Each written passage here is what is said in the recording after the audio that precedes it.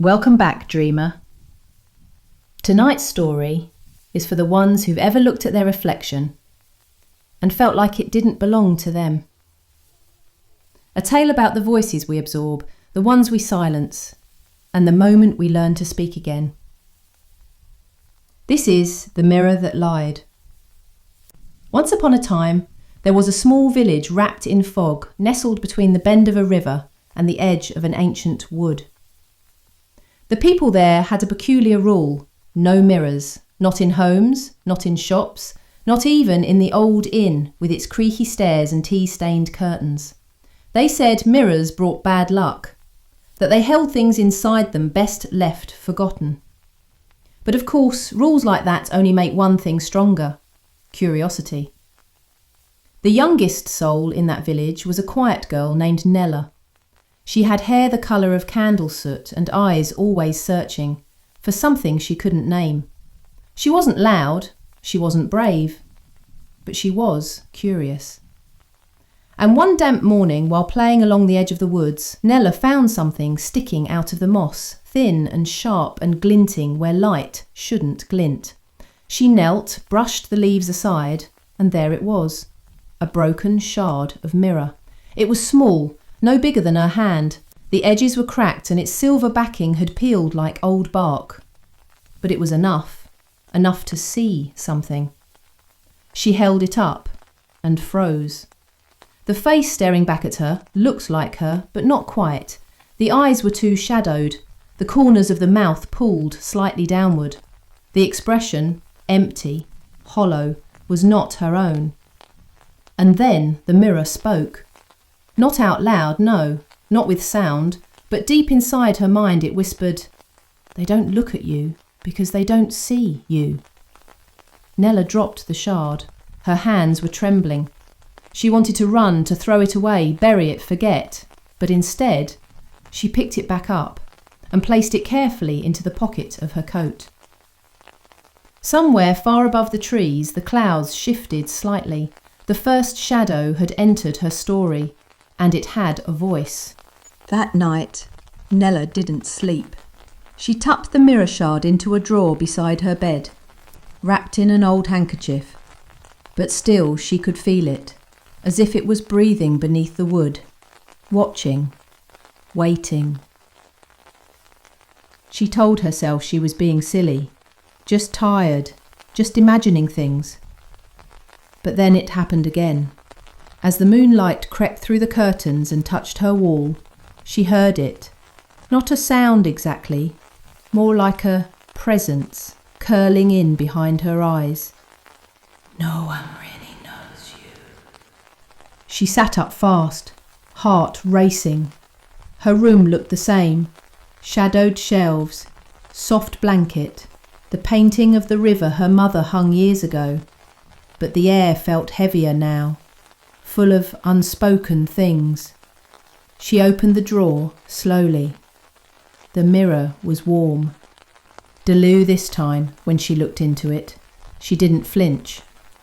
But the voice continued. They smile, but only because they don't know who you really are. She blinked. Her throat felt dry. The face looking back at her had the same eyes, but no light in them. The skin looked dull, like the colour had been drained away. Her mouth didn't move, but her reflection felt like it was judging her. She tried to speak, but her voice caught. Days passed, and every night Nella listened. She never told her parents, not because she didn't want to, but because she couldn't find the words. How do you explain a mirror that whispers doubts you never told anyone you had? Soon she stopped laughing at school. She stopped raising her hand. She started believing the voice. You are the echo, not the sound. She looked in the real mirror at school, the one above the sink, and thought, that's not me. That's what they think I am. And then one day, she heard something different. A hum, not from the mirror, but from the outside. It came through the trees, Soft, melodic, strange.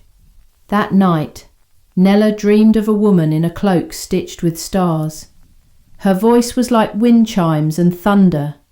She held no mirror, only a lantern made of silver threads, and she said, "The mirror does not see you. It only remembers what others said." Nella woke up with tears on her cheeks and dirt on her hands. Had she gone into the forest in her sleep? No, but she knew now the mirror was lying, and she wasn't ready to let it win. After the dream, Nella stopped talking. Not completely, just the kind of talking that matters.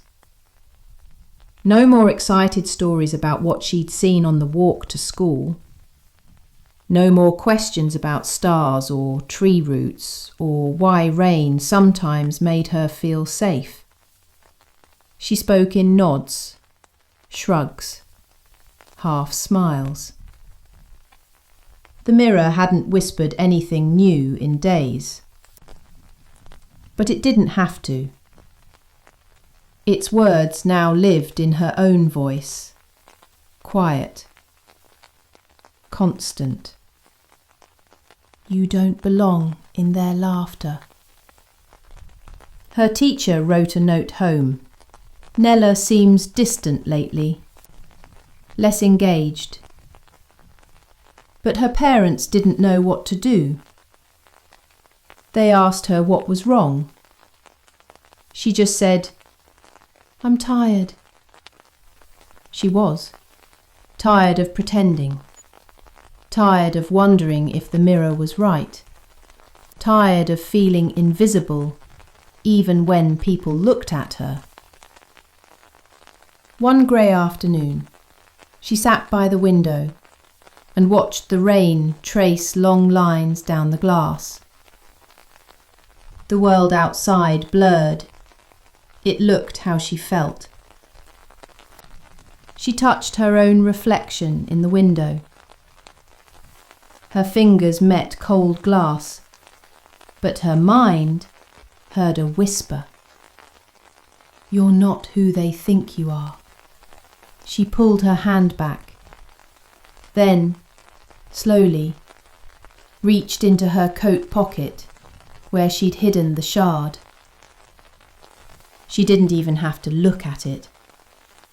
Just holding it made the silence louder. At school, she walked alone. Not because others didn't try, but because she couldn't bear the weight of not being enough. Even when her friend Clara passed her a note that said, "You okay?" with a drawn heart, Nella just folded it and never replied. The mirror had taught her that kindness fades, and even silence felt safer than pretending to shine. But one night, the humming returned, not from her dreams this time, but outside her window. She crept toward it, clutching the mirror tightly. Out in the mist, something shimmered, barely visible, like a thread of moonlight trailing across the grass, and in her chest something stirred.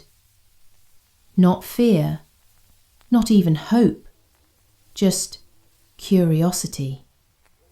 And that, at last, was louder than the silence. The girl sat alone in the quietest corner of her world, where the school wall cracked just enough for ivy to grow and just enough for secrets to slip through.